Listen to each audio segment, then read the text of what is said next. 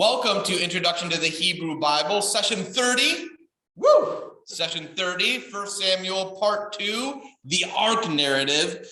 When I was trying to decide how to break up 1 Samuel, originally I was just going to focus on Samuel. But when I did that last week, and I only got obviously to chapter 3, it made me really realize that I did want to do the ark narrative as its own standalone class. It is kind of a bizarre part of the text and of the story, but I think that there's a lot going on in the ark narrative, which is helpful for understanding the development of Israelite religion and the transitions that we're seeing happen or take place right now between judges to monarch. So I think it'll be a good thing for us to talk about. And I'm just now realizing I didn't bring my Bible with me to Bible class. But I'm that on top of it as a priest. So I'm going to real quick run to my office and grab my Bible, and then we will go ahead and dig in. So I guess talk amongst yourselves. Myra thrifty acres, neither thrifty nor acres. Hello, Carolyn. Hi, Ken. And Mary. Okay, I'm sorry. I think we may have met at some point. I know Carolyn, but I haven't met everybody. I've been hanging around here for a couple of years, most of which have been during the pandemic. So I haven't got to know as many people as I would like. Get the Bluetooth speaker if I think that'll be. There we go. Why do you want this here? Well, I don't. I want to see everybody. I think it's just going to be All right. Hello. over here. Oh, that's weird. We don't. Are you having technological difficulties? Maybe a technological disagreement. Yeah, if you strangle your husband, we're going to be able to see that, and it's being recorded. So it's not going to help you in the court of law later. I might want to avoid that. This is being recorded, correct? Yes, this is being recorded. It's all going to be on YouTube for, you're going to go viral. And at any moment, Intro to the Hebrew Bible is going to go viral on YouTube. I've been waiting 30 sessions now, and it hasn't happened. But at any moment, I'm sure it's going to happen. Well, let's go ahead and get started here. The Lord be with you. And also with you. Let us pray. Ever-living Father, watchful and caring, our source and our end, all that we are and all that we have is yours. Accept us now as we dedicate this place to which we come to praise your name, to ask your forgiveness, to know your healing power, to hear your word, and to be nourished by the body and blood of your Son. Be present always to guide and to judge, to illumine and to bless your people. Amen. That prayer is a collect from the rite of the consecration of a church. It's really an amazing liturgy in the Book of Common Prayer when you consecrate a worship space. It's also unfortunate because I've never experienced one, because it's not like we're consecrating a lot of new churches out there in the Episcopal Church, on a regular basis. And so it's a great liturgy that most Episcopalians are never familiar with, unless you happen to get really bored during the sermon and then to go ahead and wind up finding yourself doing reading obscure liturgies in the prayer book, which I'm sure is what people do in the board in my sermons, is they read liturgy, right? Clearly. This would have been used at this consecration of Sudney's grace. Yeah, exactly. Yeah. That would have been one that would have used when they consecrated that. Oh, very cool. So I thought it'd be a good prayer for today, though, of course, because the Ark of the Covenant functions in the Hebrew Bible as the seat for the divine presence of God. We always remember, we talk about the Ark of the Covenant, God doesn't live inside the box. God sits on top of the box. It's a seat for a throne. And so in the absence of, a church building that they wouldn't have, they didn't have a temple yet, they had shrines, but this would be a kind of a similar thing in terms of their sacred space where they come to worship and experience God. So I thought it would be a good parallel prayer for us to use as we talk about the Ark a little bit today. Reminder of our suggested texts we're using. Tony's got himself a copy of the New Oxford Annotated Bible, so good job, Tony. I get a percentage from every sale of those, so that's working out. I'm gonna get I get 25 cents or something like that, I'm sure. How to Read the Bible Book by Book is your 1-volume commentary, and then we're focusing for this session on the books of Samuel with Brueggemann's commentary. So we just want to review a little bit to see what you remember from our introduction to Samuel last 2 weeks ago now. Who are the three figures that First Samuel is constructed around? Hi, Barbara. Oh, she's connected. Hi, Barbara. Hello, how are you? You got here just in time for the pop quiz. Oh, So does anyone think who are the three characters, the three figures that First Samuel is constructed around? Three people. Hannah, Eli. Nope. Samuel, Saul, and David. Oh, nailed it. Samuel, Saul, and David. Right? Samuel, Saul, and David. Look at that. Nicely done. So Samuel chapters 1 through 7, Saul 8 through 15, and David 16 through 31. You can see it's not an even balance, of course, right? It's 25%, 25%, and then half, roughly. What does it mean to say that the books of Samuel are part of what's known as the Deuteronomic history? What does that mean? I know that it has something to do with the second giving of the law, It has something to do with Deuteronomy, the second giving of the law. Excellent. Anyone else remember? but there's a broader meaning. It's a broader meaning, yeah. So remember, the Deuteronomic history is a theological history. So it's recounting the story of Israel, but evaluating it by the principles of the book of Deuteronomy, which are primarily obedience to the law, centrality of Jerusalem, and the Davidic monarchy. So when we read 1st and 2nd Samuel, this is a theological history. It's telling a story, but it's telling the story to make theological points. And so we have to always remember that from a rhetorical and structural standpoint. All right, let's do another one. What persistent biblical theme do we find present in the person of Hannah? She's an exemplar of a specific theme that occurs over and over again with people in the Bible. Yeah, she was barren. Wanting a child. Wanting a child, yes, barrenness, barren women seeking a child. Sarah, Rebecca, Rachel, Elizabeth, Hannah, excellent. Yeah, this is a common theme. Remember you said that last week. We also said that some scholars think that Hannah is meant to be a symbol for the nation of Israel at the time of the judges. It seems that they are without a future because everything's gotten so bad. And yet God has not forgotten them in the same way that God has not forgotten Hannah. Who's the favorite wife, Hannah or Peninnah? Do you remember? Who did Elkanah like more? Hannah.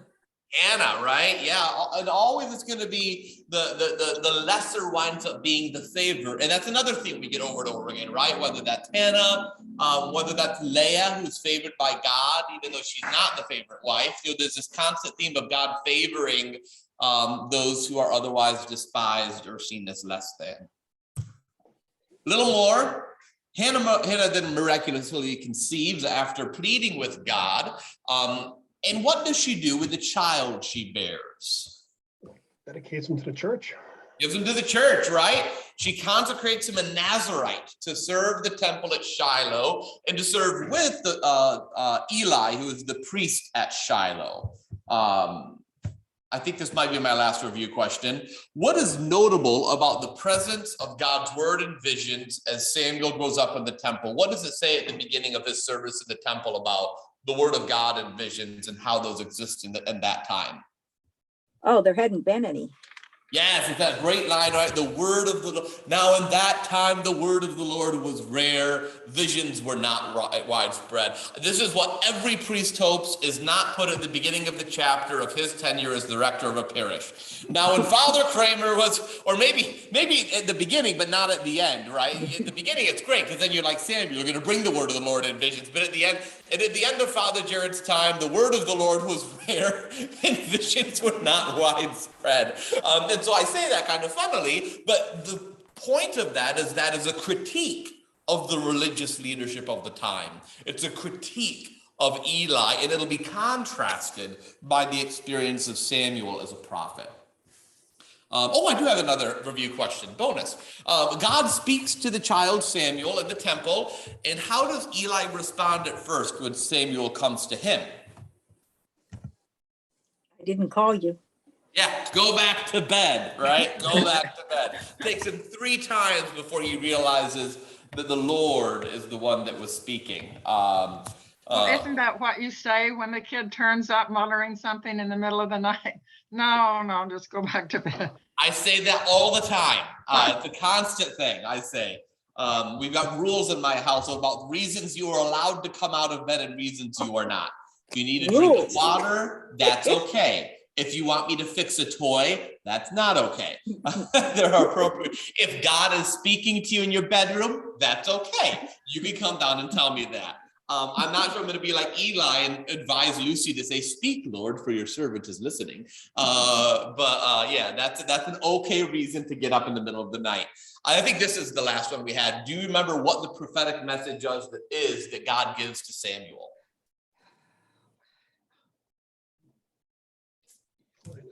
The house of Eli and his scoundrel sons will fall. The house of Eli will fall. Yeah. You can remember, do you remember like what his sons were doing? Why his sons are so horrible? They're stealing food from the sacrifice. They're sleeping with women at the entrance of the tent of meeting that are coming to worship. All kinds of horrible things. Eli tells them to stop and they ignore him, which is a critique then not only upon his sons, but upon Eli himself, that he can't even manage and control his own household. But which is a common theme in scripture, that it's expected that, that your children, that you'll have your children like live God, you can control them. It's expected and it never actually happens, right? Everyone stinks at that and constantly, and that gives me hope as a parent that I have a hope that I can have Lucy and that we can be a good family. I also have an acknowledgement of the reality that if all these other great people in the Bible couldn't pull it off, I probably shouldn't beat myself up too much if I don't do it well either. The same thing happens to Samuel's sons, with his sons. Samuel doesn't have any. Yeah, well, I don't think so, no. We'll have to find out as we do the story of Samuel. You're fine.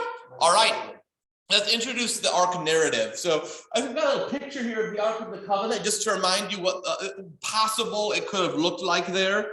So the Ark of the Covenant, most scholars see chapter 4:1b, so it begins in the second half of verse 1 through 7:1 as a distinct and coherent narrative unit known as the Ark narrative, and that this is probably a narrative unit that existed apart from the stories of Samuel and Saul and David and all of that.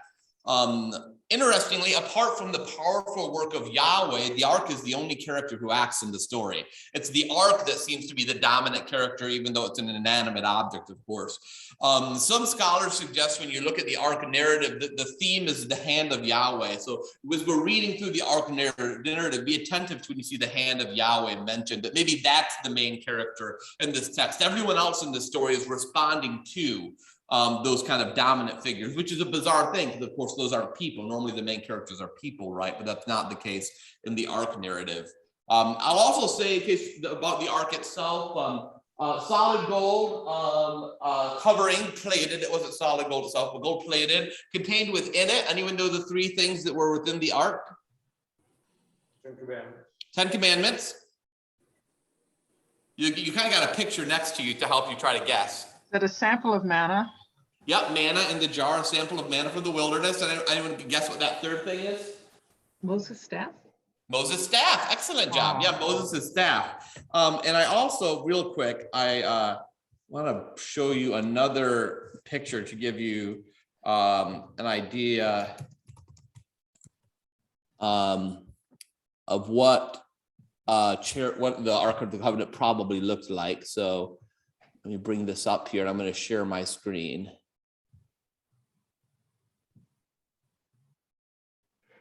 Yeah.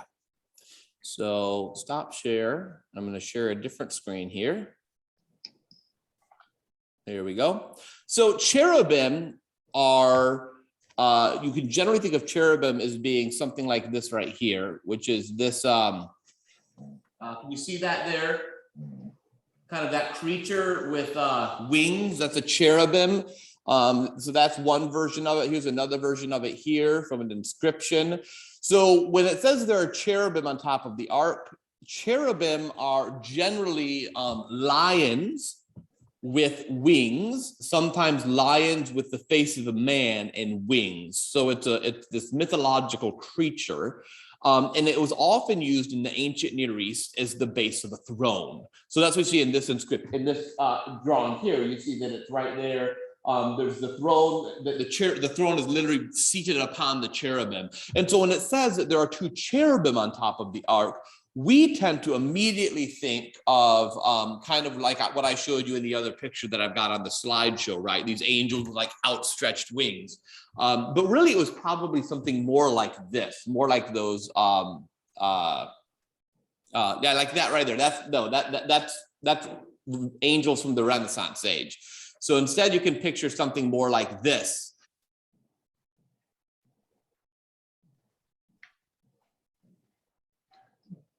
You muted yourself there. Sorry, that's a more accurate picture. Is that second one where you've got the kind of the lion, and so I'd like to point that out. And so like I said, God doesn't live inside the ark. God dwells on top of the ark. It's the seat of his throne. So when they're carrying the ark, you can picture carrying like the litter of a monarch, right, with the monarch seated on top of it. That's the image they're going for here. Contrary to the kind of the Indiana Jones idea, you open the ark and you melt the faces of the Nazis. Question, just maybe jumping ahead. Is there any biblical record of when the ark finally disappeared at one point? Yeah, so the ark is gone. We don't know where the ark ever wound up at. There are a series of debates about the providence of the ark. It was in the biblical record, it was the destruction of Jerusalem and the temple where the ark was left. And so there's some idea that the ark was spirited away to a safe place. Others is that it was taken by the plundering Babylonians. Others that it just wound up destroyed. That's a lot of gold, so chop it down and use it for something else. There's always been myth about the ark still existing somewhere hidden. In a warehouse in Washington. Right? That warehouse in Washington, D.C. was George Lucas's approach. But actually, interestingly enough, the Ethiopian... It's in Ethiopia. Yeah. Yeah, Ethiopian Orthodox Church claim to have the ark. They have it in a temple, in one of their kind of cathedrals. They've been making this claim for centuries. And they claim indeed, they claim that they are descendants of the Ethiopian eunuch. And it's fascinating because their worship is very heavily influenced by Judaism, even though it's Christian. So it's this very interesting separate stream of Christianity. And they claim that they have the ark, that they descend from the Queen of Sheba, who that's how they got the ark in the first place. And then the Ethiopian eunuch. So the Queen of Sheba was the woman who, was in Solomon's time. So that's how they're connected to ancient Judaism. And then later in the time of Jesus, the Ethiopian eunuch, they would say was part of that same dynasty, that same people who was baptized, and that when he brought the Christian religion back and Christianized the place, but they kept the ark then. So they claim to still have it, but they won't let anyone see it. So that's one of those, it was kind of like the Orthodox miracle of the new fire. So if you're ever in Jerusalem during Holy Week, what you want to do is go to the Church of the Holy Sepulchre, because the Patriarch of Constantinople enters the edicule, the building that houses the Christ's literal tomb, his burial spot, and every year brings a cluster of candles, and when inside the edicule, the candles miraculously catch on fire at the moment of the resurrection, when that's remembered. And then he comes out with a new fire. Now, does he have a Bic lighter in there? Because there's no one there to see, they claim it's a miracle, and pilgrims come from all over the world to see this. This is a serious thing.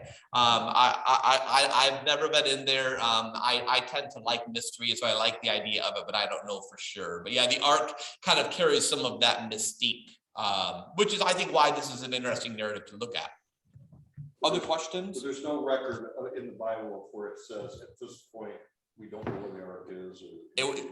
The destruction of Jerusalem is our last record of it. Oh, so there is a mention of it before that. Yeah, I mean, so the actual last mention would be, I can pull that verse up for us here, so I don't lie to you all while talking off the top of my head. Ark. There we go.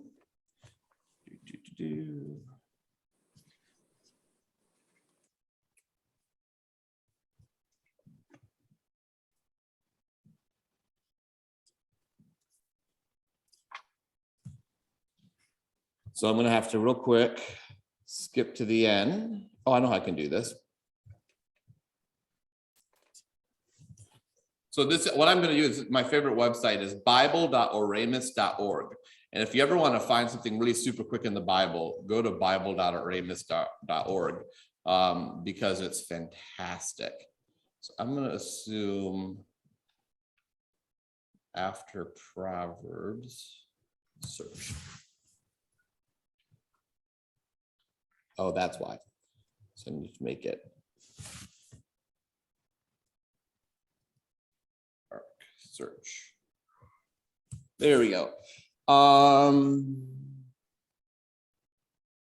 In Jeremiah, they talk about the Ark of the Covenant of the Lord.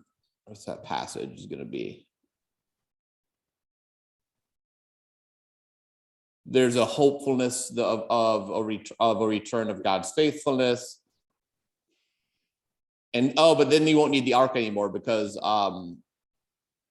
when you've multiplied priests in the land, those days it should no longer say the ark of the Lord, it should not come to mind. So this is after it's already been lost, would be in Jeremiah. Yeah, Barbara, go ahead. I don't know. My hand really wasn't up. Oh, you've got your hand up, so I was confused. But it says I do, but I don't. Let me see if I I don't can know what lower to do it for about you. that. There you go. I just lowered Oh. it for you. Okay, thank you. Right. They talk a little bit about it in the Deuterocanonical texts, and Maccabees talks a little bit about the ark, and in Jeremiah. So here you go. So Second Maccabees chapter 2 says, so Jeremiah, after the deportation, gave them the law, instructed those who were being deported not to forget the commandments of God or stray.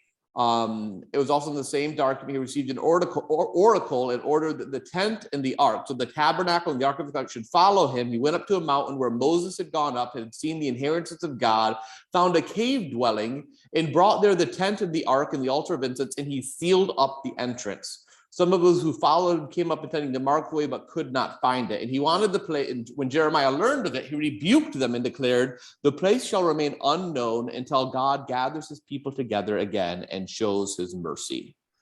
So I think that's probably the Deuterocanonical tradition about what happened to the ark. Yeah, there you go. Good question, Stoney. So let's talk about the ark in this text itself. War with the Philistines, beginning chapter 4, verse 1, second half of that verse. In those days, the Philistines mustered for war against Israel, and Israel went out to battle against them. They encamped at Ebenezer, and the Philistines encamped at Aphek. The Philistines drew up in line against Israel, and when the battle was joined, Israel was defeated by the Philistines, who killed about 4,000 men on the field of battle. When the troops came to the camp, the elders of Israel said, why has the Lord put us to rout today before the Philistines? Let us bring the ark of the covenant of the Lord here from Shiloh, so that he may come among us and save us from the power of our enemies. So the people sent to Shiloh and brought from there the ark of the covenant of the Lord of hosts, who is enthroned on the cherubim. The two sons of Eli, Hophni and Phinehas, were there with the ark and the covenant of God. So the Philistines are kind of this perpetual enemy of the 11th century Israel. As a people, they come from the northeastern Mediterranean.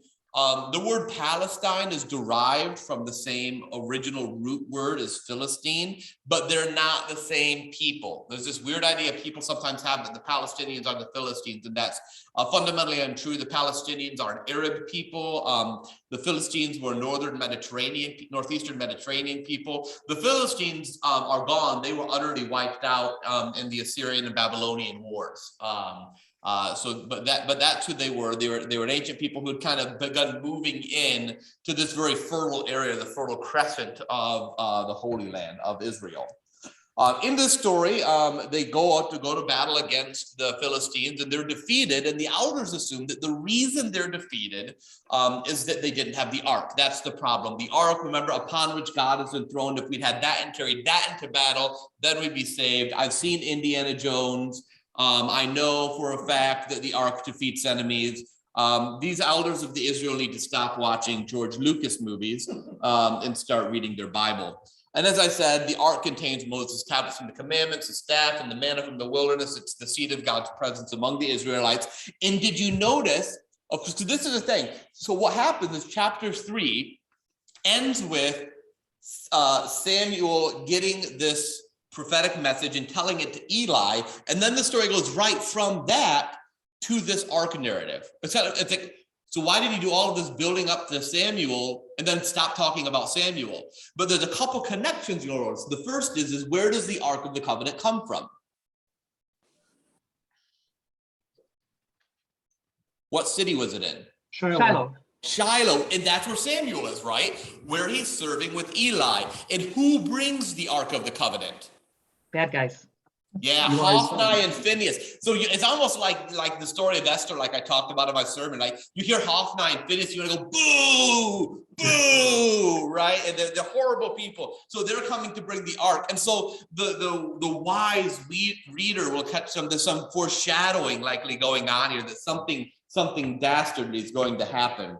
So the ark arrives in verse 5. When the ark of the covenant of the Lord came into the camp, all of Israel gave a mighty shout so that the earth resounded. When the Philistines heard the noise of the shouting, they said, "What does this great shouting in the camp of the Hebrews mean?"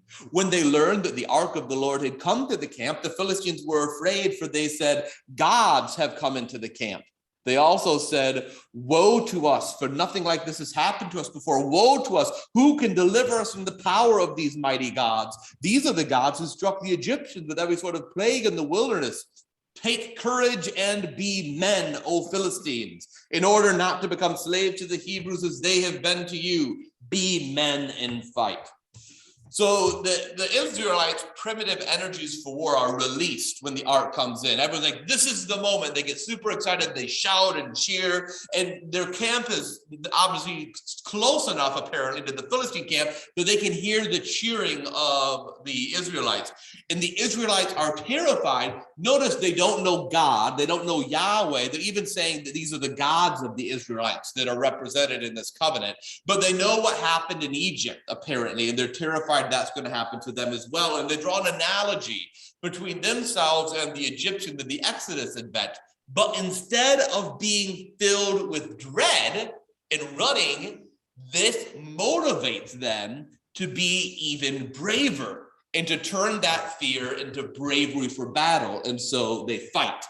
Verse 10, so the Philistines fought, and Israel was defeated, and they fled, everyone to his home. There was a very great slaughter, for there fell of Israel 30,000 foot soldiers. How many people died in the first one?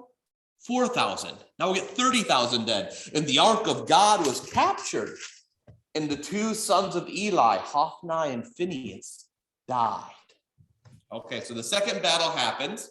The Philistines inexplicably win.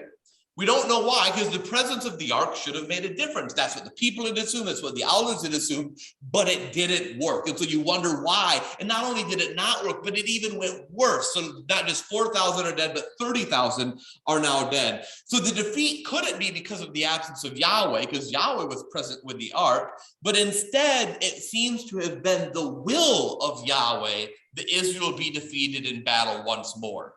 Because God was right there in the battle. They still left, so God must have willed this defeat. As the reader, we don't yet know why, though we may have hunches if we've been paying attention to the story. And the ark is captured at the end of the battle, and notice who dies, right? Those scoundrel sons of Eli, Hophni and Phinehas. So this is the beginning of the fulfillment of Samuel's prophecy coming through the death of Hophni and Phinehas. And the news of the defeat reaches Eli, beginning in verse 12. A man from Benjamin ran from the battle line and came to Shiloh the same day with his clothes torn and with earth upon his head. When he arrived, Eli was sitting upon a seat by the road watching, for his heart trembled for the ark of God. When the man came into the city and told the news, all the city cried out. When Eli heard the sound of the outcry, he said, "What is this uproar?" And the man came quickly and told Eli. Now, Eli was 99 years old. His eyes were set so that he could not see. The man said to Eli, "I've just come from the battle. I fled from the battle today." Eli said, "How did it go, my son?"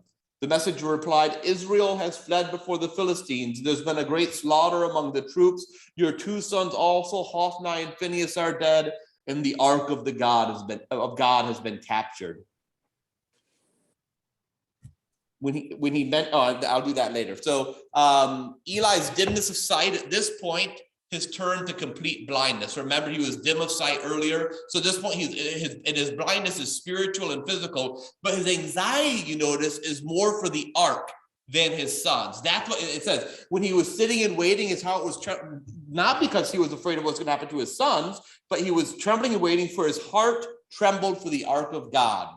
And then in verse 18, when he mentioned the ark of God, Eli fell over backwards from his seat by the side of the gate, and his neck was broken, and he died, for he was an old man and heavy. He had judged Israel 40 years. So Eli is so shocked that the ark of God has been captured that he falls backwards off his chair, breaks his neck, and dies.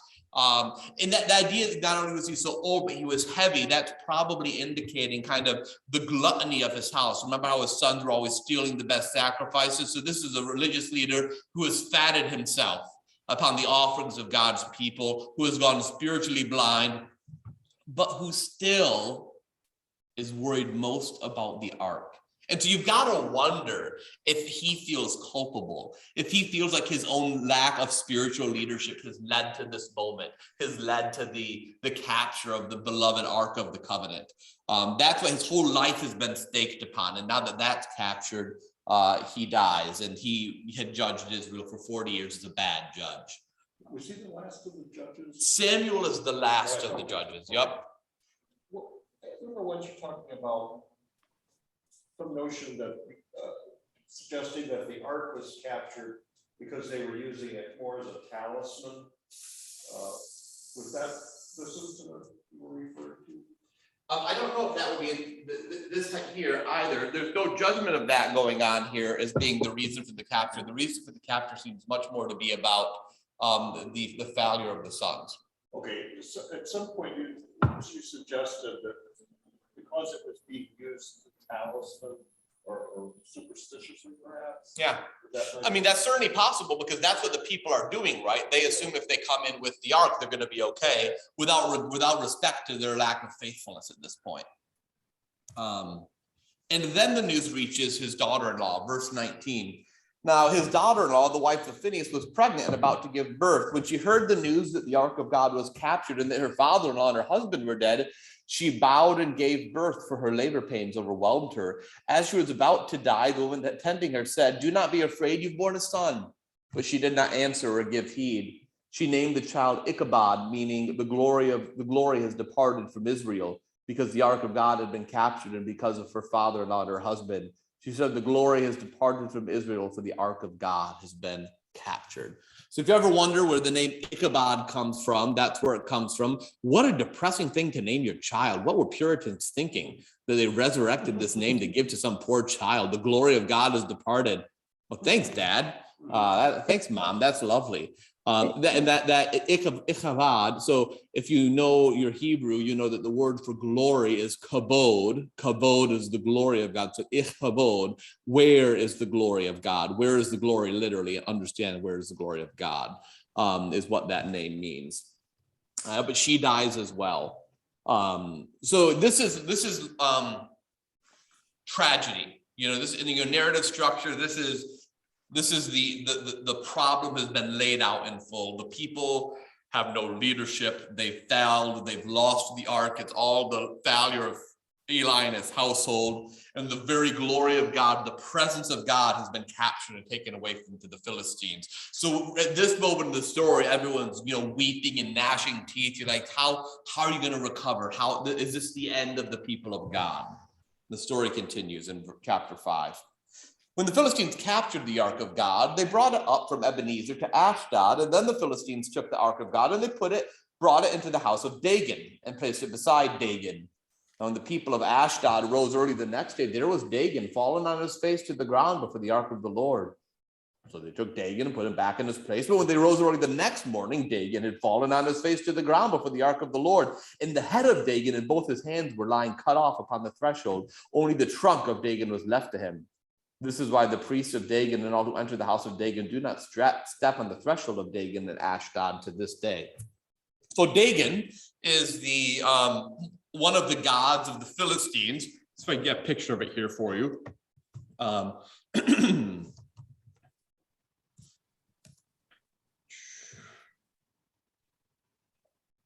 All right, so let me switch my share to this screen. So these are some ideas about what Dagon looked like.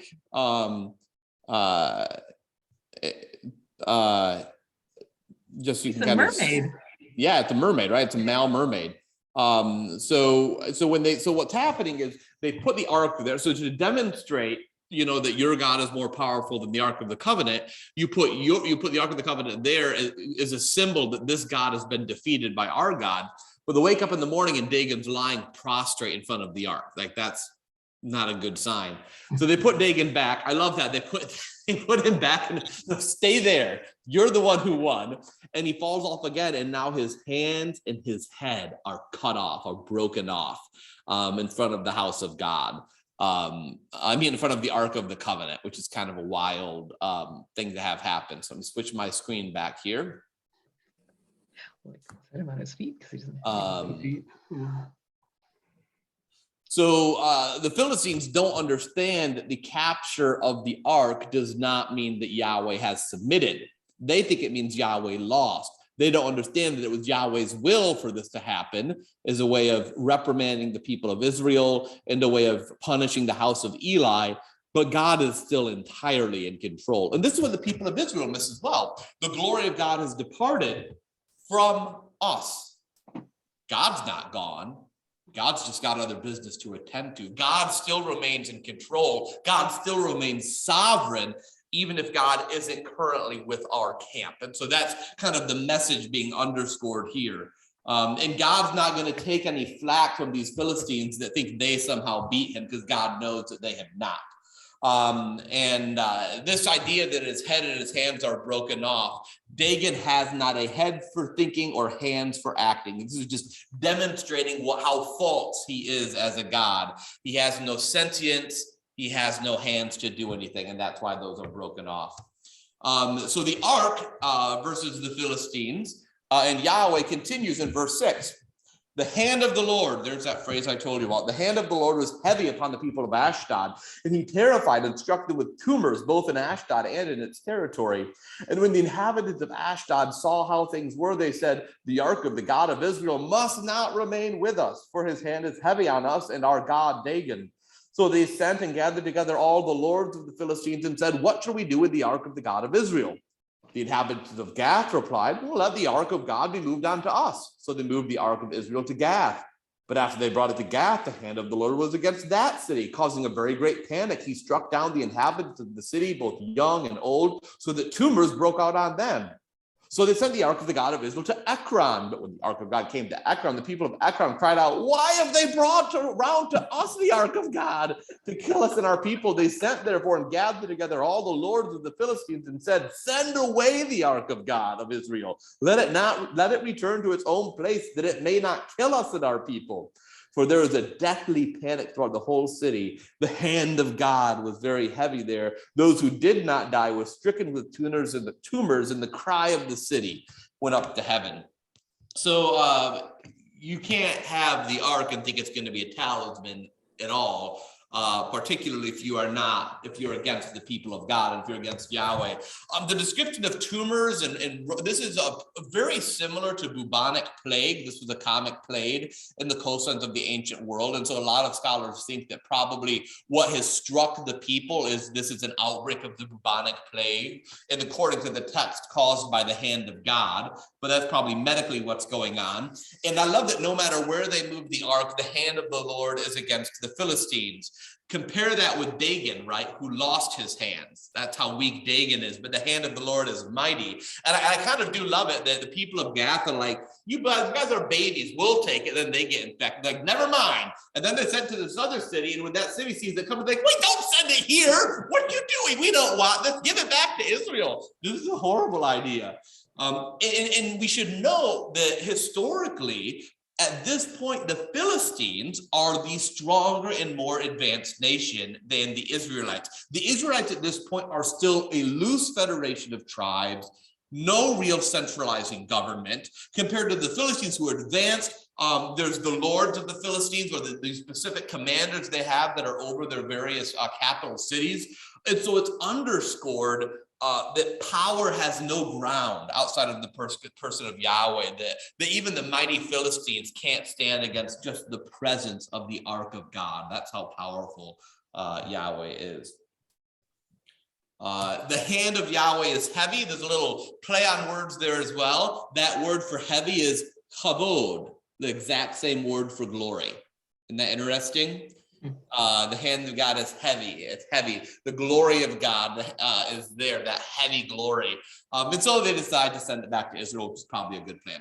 And so in chapter 6, verse 1, they got to figure out, FedEx, UPS, what's the best way to get this done? Not US mail. That's going to get more expensive and slower, as we all know. So how are we going to do this? So the ark of the Lord was in the country of the Philistines 7 months. Then the Philistines called for the priests and the diviners and said, "What shall we do with the ark of the Lord? Tell us what we should send with it to its place." And they said, "If you send away the ark of God of Israel, do not send it empty, but by all means return him a guilt offering. Then you will be healed and will be ransomed. Will not his hand then turn from you?" And they said, "Well, what's the guilt offering we should offer him?" They answered, 5 golden tumors and 5 gold mice, according to the number of the lords of the Philistines, for the same plague was upon all of you and upon your lords. So you must make images of your tumors and images of your mice that ravage the land, and give glory to the God of Israel. Perhaps he will lighten his hand on you and your gods and your land. Why should you harden your hearts as the Egyptians, and Pharaoh hardened their hearts? After he'd made fools of them, did they not let the people go and they departed? Now then, get ready a new cart and 2 milk cows that have never borne a yoke, and yoke the cows to the cart, but take their calves home away from them. Take the ark of the Lord and place it on the cart, and put in a box at its side the figures of gold which are returned to them as a guilt offering. Then send it off and let it go its way, and watch if it goes up on the way to its own land, to Beth Shemesh, then it is he who's done us this great harm. But if not, then we shall know that it was not his hand that struck us, that it's all happened only by chance. So the question is escalated, not only whether to return the ark, but with what shall they return the ark, to ensure that they are making right for the way that they have wronged God and God's people. The gift of gold is of value, right? And remember the way that the Israelites, the Hebrews, plundered the gold of the Egyptians. There's all of these parallels between the Exodus narrative. So gold, 5 items for the 5 cities of the Philistines, indicating the complete submission of the Philistine people to Yahweh. And the image, their gold is set to the image of tumors and mice, kind of ugly if you ask me, but they're doing that in hope that it will eradicate these plagues that have been let loose upon them as a people. The ark will be self-guided on this tour, notice, something Dagon could never do, certainly. And it might be that they're assuming failure. It's kind of clever. So you take cows and you take their calves away from them and you strap them into a cart. They've never used a yoke before. They've never pulled anything before. Where are those cows going to go when you set them free? They're going to go back home to their calves, right? They don't know how to pull a cart. They don't know how to work together in a yoke, any of that. So you wonder if they're trying to hedge their bets. Well, let's give it back this way. And if it doesn't work, well, then clearly it wasn't meant to be. It's like, well, I'm pretty sure it wouldn't work because that's what cows do. But sure, point well taken. But to underscore the power of God over against the kind of skepticism and tricky, you come in and you're fine. Sorry. You're fine. You're good. Don't worry about it. Under against the skepticism of the Philistines is that the ark is going to do what they thought it wouldn't. So the text continues in verse 10. The men did so. They took 2 milk cows and yoked them to the ark and shut up their calves at home. They put the ark of the Lord on the cart and the box with the gold mice and the images of their tumors. The cows went straight into the direction of Beth Shemesh along one highway, lowing as they went. They turned neither to the right nor to the left. And the lords of the Philistines went after them as far as the border of Beth Shemesh. Now, when the people of Beth Shemesh were reaping their wheat harvest in the valley, they looked up and saw the ark, and they went with rejoicing to meet it. The cart came to the fields of Joshua at Beth Shemesh and stopped there.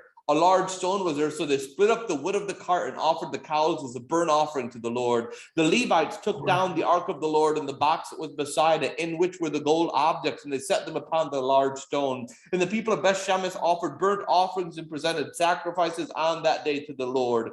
When the 5 lords of the Philistines saw it, they returned that day to Ekron. So the cows go directly, not home, but they go directly back to Israel, right? So they don't turn from the left or to the right. This is demonstrating the divine power in this new exodus from Philistine is the cart goes with the ark. The Philistines watch to make sure Yahweh moves beyond their boundaries. They don't want any of this halfway going home and then getting attacked still. So they're kind of running, but I love the image of them running after it. Like these cows are going so fast, making a beeline for Israel, that these guys are like running after it to make sure it actually goes all the way. Well, and also because if it doesn't, then that means we get to keep the gold, right? Israel sees this happen and they rejoice that Yahweh has returned in power. They take the cart, they break up the cart, they start a fire, they slaughter the cows to sacrifice them in offering to God. Yahweh, notice, didn't say anything in this story, didn't decree anything, didn't assert anything, didn't require anything. God just acted unilaterally, demonstrating God's power. And everyone else in this story is only ever responding to God or to God's presence, functioning through the presence of the ark. That's the amazing thing about this text. God's not saying anything, God's just doing it. Everyone's kind of responding to what's happening here. God's unilateral power is therefore set at the foundation of Samuel's beginning as prophet and judge in verse 7. Yeah, it's fantastic. It's a great story. I think that's where we are. So I'm going to stop share. Comments, questions. How many of you were familiar with the ark narrative before, or at least parts of it? Anyone? A little bit? Sure. It is, and you can see why it's kind of this amazing standalone story. And so the question people ask is, how does this function in the story of Samuel, right? In the story of Samuel. And what I really want to underscore in this is if you see this as a bridge narrative, we have those throughout scripture, right? These bridge narratives where something happens to help move us from one story to another. Ruth is the bridge narrative between the time of the judges and the monarchy, and that's telling us something about that bridge. What this story would underscore is that the rise of Samuel to the role of judge, the final judge and priest, is happening because of the power of God at work, not because of the power of Samuel. They're really trying to emphasize that God is the one at work. So that's why Samuel's story isn't this amazing boy wonder kid, right? It's not at all. Samuel's story is a boy who hears God and responds to God, but God is the one active. God is the one who brings down the house of Eli. God is the one who brings the ark back to the people. And so when Samuel's judgeship begins a little more in earnest in the next chapter, as we'll get into the next time we meet, that's what's going on, is we're seeing that underscoring, and that God is the one truly at power here, directing and moving things. Go ahead, Tony. This is kind of a broader question. It may not even be relevant here, but it almost seems to me that the ark has taken on a idolatrous kind of element. Is that ever discussed in Old Testament circles? It almost seems almost like a graven image. Yeah, it's a good question. And so I think the question is how something functions. So when a religious artifact exists and successfully points us to God, what you see when the ark comes back is they don't sacrifice to the ark, they sacrifice to Yahweh. Because, of course, once again, the ark is Yahweh's throne. They believe that this is the place upon which Yahweh's presence sits. And you can compare that, though, with the brazen serpent, right? You remember the story of the brazen serpent that they made in the wilderness with Moses. They made the brazen serpent to turn away the plague of snakes. And what we find out happens, that also gets set up in the temple as a religious object. But what happens is they give it a name and they start offering sacrifices to that. And so that's where the distinction is drawn between something being a religious article, which guides us to God, or something kind of becoming the end in and of itself, like it does with the brazen serpent. And so that does not happen with the ark. Good question, though. Other questions, comments, thoughts? So do you want to say something, Barbara? I can't tell. Well, yeah. What was that brazen serpent called? Nashotan, Nashushtan, Nashukadin, Naka. Oh, I'm not going to remember that name. When was it that they worshipped it? At what period? It was around the time of the reforms of Josiah. Nahushtan was the brazen serpent. And what happens is, and it shows up again in 2 Kings 18, in a passage that describes reforms made by King Hezekiah. And what Hezekiah does is he tears down altars to false gods. He cuts down symbols of Asherah, which it was a Canaanite god, and he destroyed Nehushtan. Regarding that passage, one scholar says, the lapse of nearly 1,000 years had invested the brazen serpent with mysterious sanctity in order to deliver the people from their infatuation and to impress them with the idea of its worthlessness. Hezekiah called it in contempt Nehushtan, which just means a brazen thing, a piece of mere brass. So that's the idea that maybe that name was the name Hezekiah gave to it to kind of talk about how foolish it is that you're worshiping it.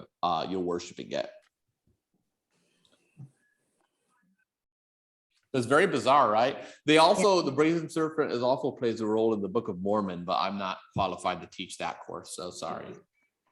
Not the play, the Book of Mormon, but the actual book of history. Clarify that. So right. So what we're going to do next Monday is Columbus Day, or as we observed at St. John's, Indigenous People Day. And so we are not going to, normally we would just not have Intro to the Hebrew Bible because it's a federal holiday. I'm supposed to get the day off. But I'm not going to take the entire day off. Instead, what I'm going to do is the Episcopal Church is doing a webinar with Indigenous leaders in our church responding to the PB's statement about our church and boarding schools. So if you've been following the news, this information that all of the graves have been uncovered in Canada, particularly with Roman Catholic boarding schools. There has not been the same sort of discoveries, at least as far as I know so far, with any of the Episcopal boarding schools that we operated, but we operated those schools too that we would now repudiate. And so there's going to be an opportunity for some Indigenous leaders in our church to respond to that history, to respond to the reality of what's going on. And so it seemed to me to be a really good way to observe Columbus Day would be to hear from Indigenous people in our church as they respond to this very painful story in the history of our church. What I'm going to do is we're going to do the webinar. I'm going to do it right here at St. John's. And what if you want to come here and watch it in the Guild Room with me, we'll chat a little afterwards. If you want to watch it at home, then when the webinar ends, you can just log on to this guild room here, our Zoom room, and that way you can go ahead and be a part of that conversation. As soon as the webinar, well, I'll be watching it live with you. So as soon as it ends, I'll turn on the Zoom room here, and whoever wants to, it's either here at St. John's, or whoever wants to that's watching at home can go ahead and be a part of that conversation. So that's the plan for next week. And then let me just pull up my calendar to make sure I'm not lying to you. I hate lying to my people. You're not lying, you might be mistaken. I'm mistaken, that's it. And then we won't meet as well on the 18th because I have vestry. So our next meeting, when we'll pick up the kind of the end of the story of Samuel and into the story of David, will be October 25th. And so when I send out my email this week to our Intro to the Hebrew Bible group, I'll remind everyone the 11th is Indigenous People. 18th, I've got my vestry meeting, but we'll be back having our meeting on the 25th. And that's how Intro to the Hebrew Bible. The only way I could really fit it into my calendar would be if I don't give it its own night, but if I kind of let it be co-opted a few times, since we're kind of taking a leisurely stroll. Yeah, Barbara. Is there some way that we can also Zoom the Indigenous People webinar? Yeah, just email me and I'll send you the information to the webinar so you can go ahead and watch that at home. Okay. Absolutely. Yep. Quick quickly though, the end of chapter 6, did you, maybe I wasn't listening, but the Lord strikes down some Israelites? Let's go there. End of chapter 6. Yeah. Tony can't give up the Bible study. Wants a little bit more. Said I was going this far. I've got to actually do all of it. So tumors were returned. Great stone. They made that stone a witness. The descendants of Jeconiah did not rejoice when the ark came, and so God killed 70 of them. So this is the end of chapter 6 of 1 Samuel. So what happened is not everyone was super excited that it came back, and God says, "You're not excited? Fine, you're dead." Okay, so Kind of cruel. he was one of the Jeconiah. Yeah, Jeconiah is. He was like a tribal. One of the Yeah, he's one of the tribal- Israelite leaders. Yeah, Okay, so. he's struck. Curious. Yeah, I'm satisfied. you're fine. And we'll move next week. We'll see how the story of Samuel picks up from all of this. We also will talk a little bit about Samuel's sons, because he did have sons. You were right about that, Tony. I'm seeing that now in chapter 8, and how we move from Samuel to beginning to get those echoes of the beginning of David's story. So thank you all so much. I'm going to turn off the recording here.